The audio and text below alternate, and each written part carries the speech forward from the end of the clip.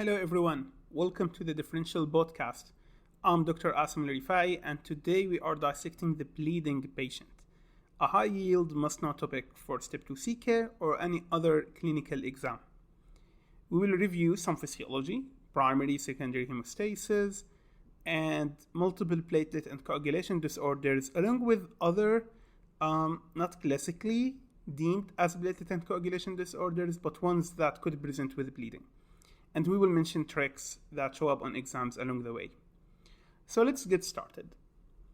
First, with the physiology of hemostasis, it's obviously having two parts, the primary and the secondary. Whenever someone have an injury, let's say a skin incision, the first thing that will happen is primary hemostasis, where the goal is to create a platelet plug that will stop the bleeding. The first step, since I had an injury and there is a blood vessel that was injured, there will be exposure to the subendothelial tissue in that vessel. So the vessel has endothelium, which is a single layer of squamous cells, and that was injured, so we have access to the beneath layer, which is the subendothelial collagen specifically. Von Willebrand factor is going to be important here as it will bind to the subendothelial collagen, and then you will have platelets adhering to the von Willebrand factor using their GB1P receptor. And this is going to be the temporary plug that will get formed here. As you can see, from this moment on till the end, any problem could rise and result in a bleeding patient. First of all, having little platelets, which will not make a sufficient plug to block the bleeding. Maybe having a problem with the adhesion of the platelets to von Willebrand factor, which could be seen in Bernard-Soulier syndrome. Or maybe in platelet aggregation. So let's say one platelet adhered. We want platelets that are adhering to aggregate, and here you are going to have a problem in Glanzmann thrombasthenia, which is another disorder due to a defect in GB2P3A receptor. So as you can see, there is different ways primary hemostasis could be defective, leading to bleeding disorders. And usually with the primary hemostasis, the abnormal labs are going to be the platelet count or function and the bleeding time. In all of the disorders involving primary hemostasis, which means the platelets, there is no coagulation factors involved here. In all of these disorders, the bleeding time is going to be prolonged. What differentiates quantitative from qualitative, so quantitative is anything with a thrombocytopenia. Obviously what differentiates is the thrombocytopenia, platelet count would be low. While in qualitative disorders, platelet count would be normal. However, these normal amounts of platelets are not that much functional. And that's what happens in Bernard-Soulier and in Glanzmann thrombasthenia. The shared feature between quantitative and qualitative, again, is the prolonged bleeding time, and this differentiates them from diseases of secondary hemostasis, which involve the coagulation cascade. Now, symptom-wise, people with primary hemostasis present with mucocutaneous bleeding, like petechia, gum bleeding, heavy menses, and these point again to a primary hemostasis defect, even hematuria, bleeding from mucosal or skin sites. However, in secondary hemostasis, the bleeding will be deep, meaning hemarthrosis, involving joints or within muscles, so muscle hematomas as well. Secondary hemostasis, the goal of it is to strengthen the plug with fibrin. And to get to fibrin, we will have to go through a coagulation cascade. I'm not going to delve deep into it for the sake of time, and because we are oriented toward differentials, I will just mention the clinically relevant points. We have two pathways that are involved here, the intrinsic and the extrinsic. Intrinsic pathway, the laboratory value that follows it is the partial thromboplastin time, so PTT. While with the extrinsic pathway, it's the prothrombin time, so PT. The intrinsic pathway is defective in hemophilia A, P, and von Willebrand disease. So in these disorders, we expect partial thromboplastin time, PTT, to move up. It's going to be elevated. While prothrombin time is going to be elevated in individuals with vitamin K deficiency and people who are taking warfarin. All right? So, and just a point before moving to diseases and tricks and differentials and more details, vitamin K deficiency and warfarin eventually result in elevation of both PT and PTT. However, at the beginning, the first to be elevated is going to be PT, so prothrombin time. And that's why we use it in monitoring warfarin. And INR is a value that is given from prothrombin time. It's calculated using prothrombin time. Okay. However, PTT will be elevated in both vitamin K deficiency and warfarin, but not so early. All right. While in hemophilias and von Willebrand disease, even if someone has it for 10 years, always only partial thromboplastin time will be elevated. So now, I want to touch on the platelet disorders. So the ones concerned with the primary hemostasis. Immune thrombocytopenic purpura is the most famous one that you are going to see. And from the name, it says thrombocytopenia and purpura. So you will expect some skin bleeding in these individuals.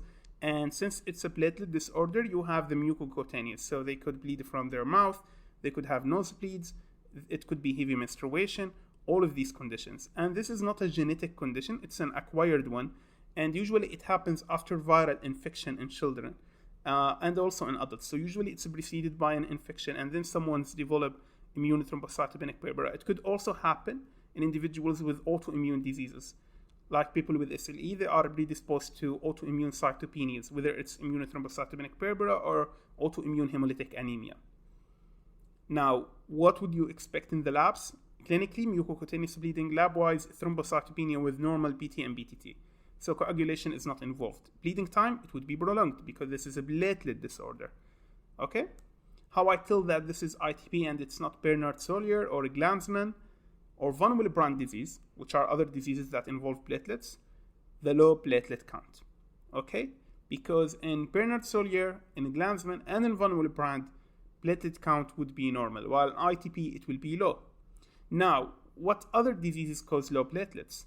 You have leukemias, and this could present with BTK, could present with bleeding. You also have thrombotic thrombocytopenic purpura and hemolytic uremic syndrome and disseminated intravascular coagulation. So how do you differentiate ITP from these? ITP is pure thrombocytopenia. There is no other involved cell line. While in TTP, HUS, DIC, and leukemia, you could have anemia ongoing. While again, ITP, it's a pure thrombocytopenia. Now, qualitative platelet disorders, we have Bernard-Soulier, where the problem is with adhesion, specifically the GB1P receptor. So platelet count would be normal, bleeding time will be prolonged, PT and PTT would be normal, and the huge clue for it is finding giant platelets on the blood smear. And that's very unique, it's pathognomic for Bernard-Soulier. You will never see it elsewhere. The complete opposite of giant platelets is small platelets, and that's called microthrombocytopenia. So low platelet count, and these platelets are small. We see that with Wiskott-Aldrich syndrome, which is an immunodeficiency disorder. And it has a triad of eczema, recurrent infections, and microthrombocytopenia. And since it's a low platelet count, they can present with bleeding, petechia, and so on. So this is another cause of a quantitative platelet disorder. Other qualitative, other than Bernard-Soulier, is Glanzmann thrombasthenia. And in these patients, the problem is with aggregation. So if we do a platelet aggregation test, it will be abnormal. Bleeding time will be prolonged, platelet count is normal, and PT and PTT are normal. The receptor here that is genetically abnormal is the GB2B3A, not the 1B, which is in Bernard-Soulier, that's involved in adhesion. Now, von Willebrand disease is an interesting one. It's the most common inherited coagulopathy, and it's mixed because it will involve both coagulation and platelet function. So this is the only disease that is mixed, involving both platelets and coagulation, both primary hemostasis and secondary hemostasis. So it could have manifestations from both. They could manifest with mucocutaneous plus deep bleeding, and it could be only mucocutaneous as well. How do I tell it from, for instance, ITP, immune thrombocytopenic purpura? In von Willebrand, you are going to have prolonged PTT because factor VIII will become depleted. Because in our blood, von Willebrand protein carries factor VIII.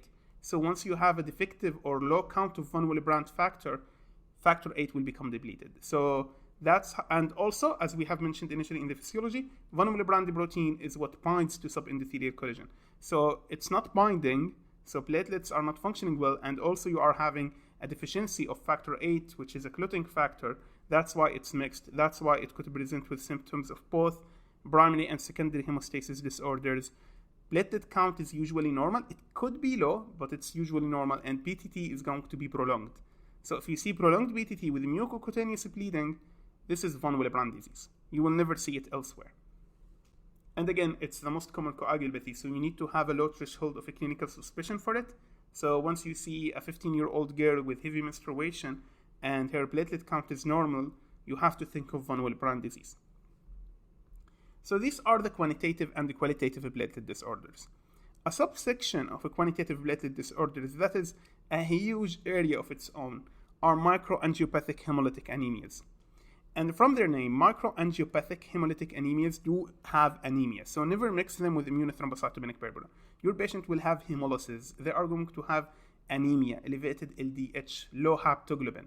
All of these findings that line with hemolysis patients. And also they are going to have low platelets. So low platelets, low hemoglobin, and RBC count due to hemolysis. So reticulocyte count is going to be elevated. Because this is hemolysis, it's not a primary bone marrow issue. Unlike people with leukemia, who could present with petechiae and so on, and fever, which is one of the features of these MAHA disorders that I will delve deep into in a second. However, someone with leukemia, the cause for the cytopenia, anemia, and the thrombocytopenia is bone marrow infiltration. So reticulocyte count is going to be low. There is no reactive response from the bone marrow to compensate. Unlike people with microangiopathic hemolytic anemia, where there is a reaction from the bone marrow, because the issue is peripheral. It's happening within the blood. It's not happening within the bone marrow. Okay, so I'm going to repeat that just to confirm that you got it. When you have multiple cytopenias, this could be thrombotic thrombocytopenic purpura, it could be hemolytic uremic syndrome, it could be DIC, it could be mechanical valve hemolysis, and it could be leukemia. All of the reasons other than leukemia, bone marrow is intact, so you will have increased reticulocyte count reacting to the hemolysis that's ongoing, to the loss of RBCs. While in bone marrow failure, which is due to leukemia, due to the infiltration, you are going to have a low reticulocyte count. Okay. Now, between the causes of MAHA, how do I tell if this is TTP, HUS, DIC, or mechanical valve hemolysis? Let's start with the easy one. Mechanical valve hemolysis is a 70-year-old patient who had aortic stenosis, and due to severe aortic stenosis or symptomatic heart failure due to the stenosis, had a valve replacement, and he is now presenting with pallor, anemia, low platelet count, and so on. What's the issue here? He is developing microangiopathic hemolytic anemia due to valve dysfunction, prosthetic valve dysfunction. Your best next step on the exam is to do an echocardiogram. It might not come to your mind, but you need to do that to see the valve, see the function of the valve, see if there is any thrombosis at the valve site, and so on. So the first step is echocardiogram. Now, for DIC, HUS, and TTP, first, DIC is combined coagulation and platelet issue. So there is the low platelets and the anemia, the MAHA, and there is also high BT and BTT, low fibrinogen because it's being consumed, and elevated D-dimer. So prolonged BT and BTT, low fibrinogen, elevated D-dimer with the MAHA, which is anemia and the thrombocytopenia. So as you can see, it's more extensive. While HUS and TTP, coagulation is normal. So prothrombin time, PTT, D-dimer, fibrinogen are going to be normal. Okay, now HUS and TTP, they have MAHA, so anemia, thrombocytopenia, low haptoglobin, high LDH, jaundice, all of the signs of hemolytic anemia, along with the thrombocytopenia that ongoes. So there will be petechia, they might have mucosal hemorrhage, all of these things. How do I differentiate them? HUS follows a bacterial gastroenteritis with a Shiga toxin producing bacteria like Shigella or most notoriously E. coli 0157. So this is going to be in the past medical history of your patient. Moreover, TTP, which is the other disorder, thrombotic thrombocytopenic purpura, usually have neurologic symptoms like confusion that are not likely to be seen with HUS. HUS is primarily MAHA with renal failure, while TTB is MAHA with the neurologic symptoms and possible renal failure. So there is more neurologic symptoms with TTB, more renal symptoms with HUS, meaning nephritis. So you are going to have hematuria, the patient could be anuric, hypertensive, and so on. And creatinine and blood urea nitrogen will be elevated. So HUS is more renal, TTB is more neuro. However, this could be mixed. HUS have a previous history of bacterial gastroenteritis with a Shiga toxin-producing bacteria like E. coli O157, and this is usually happening in children, while TTB usually happens in women of middle age. So you could expect that. And the pathophysiology for it is autoantibodies against ADAM-TS13 protein. While for HUS, the pathophysiology is Shiga toxin-induced endothelial damage. All right. In all of MAHAs, TTB, HUS, DIC, and mechanical valve hemolysis, you are going to see schistocytes on your blood smear. So this is non-specific. However, if you say it, never pick immunothrombocytopenic purpura or all of the other diseases we mentioned, or leukemia, anything else, it's going to be between these four: TTB, HUS, DIC, and mechanical valve hemolysis. So we have already covered how you tell if it's HUS or TTB. DIC, again, the low platelets, the anemia, the MAHA, along with the elevated BT-BTT, low fibrinogen, elevated D-dimer. So you have this combined mess. And the reasons for the IC are also important. So someone could have been septic, they could have an ongoing malignancy. One high-yield topic is acute promyelocytic leukemia with translocation 15-17, where you will have rods on your blood smear within lymphoblasts, and that's a subtype of acute myeloid leukemia. So you're going to have these myeloblasts with rods and translocation 15-17 and a heightened risk of DIC. Now, moving on, just to touch on leukemias once again, only the acute promyelocytic leukemia can cause DIC, at least within exams, and the treatment for it is all trans-retinoic acid, so a vitamin A derivative. And generally, leukemias could cause thrombocytopenia resulting in bleedings that are mucocutaneous. And again, you see cytopenias, prolonged bleeding time, coagulation is normal. Now, vasculitis, and this is really an important topic, because vasculitis, usually they have normal platelets, they have normal BT and PTT, normal bleeding time, all of their platelet and coagulation workup is going to be normal. They will have multiple manifestations across multiple systems with their BTK or purpura. So don't mistake it with one of these platelet and coagulation disorders. Now we're going to test our knowledge with just a few cases. So let's say that a 5-week-old baby is brought to the hospital. He was born at home, and he was brought by his family because he started to have abnormal movements and his alertness was reduced. He was not looking at them, he was not feeding, and he had these abnormal movements where he was unresponsive to others. So this is a description of seizures. And now he comes to the hospital. He is also like lethargic, hypotonic. You have a tense anterior fontanelle. So what's going on here is probably an intracranial hemorrhage secondary to vitamin K deficiency. And vitamin K deficiency could present in individuals who are born at hospitals and refuse taking the vitamin K shot, or those born at home because of the lack of this postnatal care and the delivery of the vitamin K. So people susceptible to vitamin K deficiency are newborns, adults who are on total parenteral nutrition, adults who are receiving IV antibiotics for a prolonged period of time. Or even children, like anyone who's receiving IV antibiotics for a prolonged period of time, because this will deplete their microbiota. It will kill the normal flora in the gut that is making vitamin K for us. Lab-wise, you are going to see elevated BT and PTT, platelet count will be normal, bleeding time will be normal. So this is vitamin K related hemorrhage, and usually early in the neonatal period, it will cause bleedings like in the umbilical cord once it's cut, and so on and so forth, maybe within muscles, so muscle hematomas. And the later you go, the more there's a risk for intracranial hemorrhage. So any bleeding type could happen with vitamin K deficiency.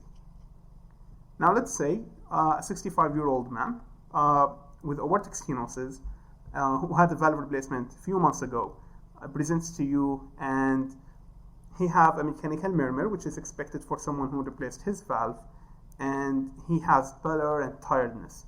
What's your next best step? It's echocardiogram, because the anemia might be related to the hemolysis taking place at the valve, and obviously if they give you the total CBC, you could also see thrombocytopenia as well. And on the blood smear, you will see schistocytes, which is very important, which is the indicative, the most pathognomic and predicting sign of an ongoing microangiopathic hemolytic anemia. Okay, so let's say that a 7-year-old child presents to you with fever that has been ongoing for 3 days. He's also fatigued, he has loss of appetite, he has not been eating well, and has lost 2 kgs over the past 1 week. You note that there is a bruising on his legs and arms. He is brought with his mother. His father is not here, and the child isn't speaking much. So they will throw clues at you like this to make you think of child abuse, and it will be in the choices. Then they tell you that he has bone pain on palpation and pallor as well, and they will give you a CBC, and you will see low platelets, low RBCs, maybe elevated or low leukocyte count, and they will ask you what's the diagnosis. Even if they did hide the CBC, the bone pain, the bone tenderness, especially the long bones like the thigh, the femur, this is one of the signs of leukemia. And I have a cytopenia, nothing is mentioned about the blood smear having schistocytes or something like that, so this is going to be a leukemia in this patient. This is leukemia. So just a conclusion and a few takeaways. Mucocutaneous bleeding is typical of platelet disorders. So if you have a mucocutaneous bleeding with a low platelet count and purely a low platelet count, there is no other involved cell lines, that's immune thrombocytopenic purpura. If it was a mucocutaneous bleeding with a normal platelet count, that's a qualitative platelet disorder. This could be von Willebrand disease, where you will have elevated PTT, or it would be Glanzmann thrombasthenia, where you will have no additional findings and it's a problem with platelet aggregation, so maybe an abnormal platelet aggregation test if that was performed. And then you are going to have the last one, which is Bernard-Soulier, where you will have a macrothrombocytopenia, where you will have the thrombocytes being large in size. However, macrothrombocytes, but there is no penia, there is no deficiency. So normal platelet count with large platelets and the mucocutaneous bleeding. If you have schistocytes, this will indicate microangiopathic hemolytic anemia. The IC will have coagulation issues unlike the other MAHA causes. If you have pancytopenia and you see blasts on a smear and coagulation isn't involved, this is leukemia. The only one that could involve coagulation is acute promyelocytic leukemia causing the IC. Normal platelets, you have purpura, you have extra manifestations like arthritis, this could be vasculitis. Vitamin K deficiency, prolonged PT and BTT, in newborns, the malnourished individuals, people on IV antibiotics, total parenteral nutrition, and so on and so forth. What other causes we have that I'm going to finish with, because they are really very simple and straightforward, they are hemophilia A and B. Hemophilia A and B are going to be involving factor 8 and 9 respectively. Partial thromboplastin time will be elevated. Prothrombin time will never be elevated. It's only BTT, and the management is to give the recombinant factors. Platelet count is normal, and so is the bleeding time. So these diseases are going to be a purely coagulation issue, purely secondary hemostasis. So their representation is bleeding after teeth extraction, deep bleeding in joints and in muscles causing hematomas. And again, the management is the recombinant factor. Someone has a vitamin K deficiency, your management immediately is a prothrombin complex concentrate, and obviously you have to give vitamin K. However, prothrombin complex concentrate is your first step. If someone's disease is leukemia, that's a different story. You have to treat the leukemia. If someone has immune thrombocytopenic purpura, the management is observation, unless platelet count is less than 30,000 or the patient is bleeding, where you go for steroids. You also have the option of IVIG to escalate, and if these options fail, you have to go for splenectomy. Now for the management of HUS and TTP, for HUS it's going to be primarily hydration. So you want to hydrate the patient and just give them a supportive management. You don't give them any anti-motility agents like erythromycin, metoclopramide. Any agents that slow down their gut are not given, because you want them to clear the bacteria and the toxin from their GI system. and so are antibiotics. So antibiotics and antidiarrheals are contraindicated. In TTB, your management is mainly plasmapheresis, so plasma exchange. You want to take that autoantibody against ADAM-TS13 from their system, and there is a rule also for a fresh frozen plasma to be given to these patients. But the primary thing is plasmapheresis. DIC, definitely it's fresh frozen plasma, cryoprecipitate. You want to give them clotting factors. So that's for the management of all of these conditions. I hope that this lecture was helpful. Definitely we can't go through everything about bleeding within 25 to 30 minutes. However, I hope that we covered an overview of these topics while also discussing some management and how you differentiate them. At the end of the day, that's the main message that I want to communicate from this podcast and these episodes, is how to differentiate these conditions. So if you had a problem with bleeding questions, I hope that you now have an approach. Always try to figure out, is this a platelet or coagulation issue? Be smart with the labs. Memorize well when they are abnormal and when they are not, and what different combinations you have, and you will be safe with bleeding questions. Thank you for watching, and see you in the next episode of the Differential podcast. Bye-bye.